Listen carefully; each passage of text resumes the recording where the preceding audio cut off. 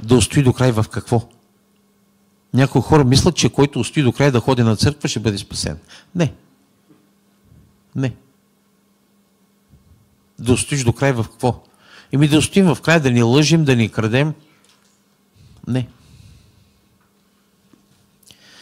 Казано е много ясно, че любовта ще охладне, но който устои до край, който я запази, който устои до край да постъпва според принципите на Божието Слово, той ще бъде спасен. Предизвикателствата вече са и ще продължават да стават все по-големи в този свят, в който ние живеем. Все по-големи предизвикателства ще има към християните, да останат християни. Защото ние самите ни осъзнаваме как се променяме, брата и сестри. Ние самите ни осъзнаваме как сваляме стандарта всеки ден.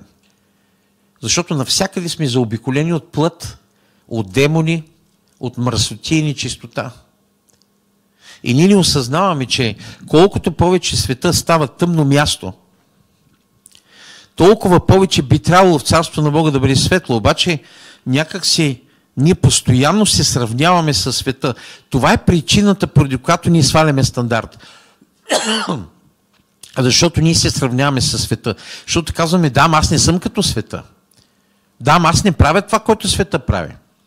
Аз се въздържам да ни кълна, въздържам се да ни псувам, въздържам се да ни пожелавам. Или ако пожелавам, то ще бъде от време на време. Нали? И то само умствено.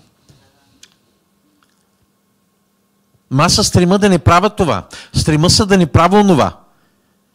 Исус с кого е казал да се мерим? Със света? Или не? С кого?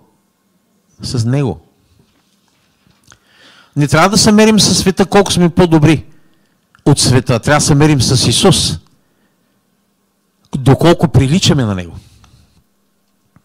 Носим ли наистина Неговото ДНК? Носим ли Неговия характер?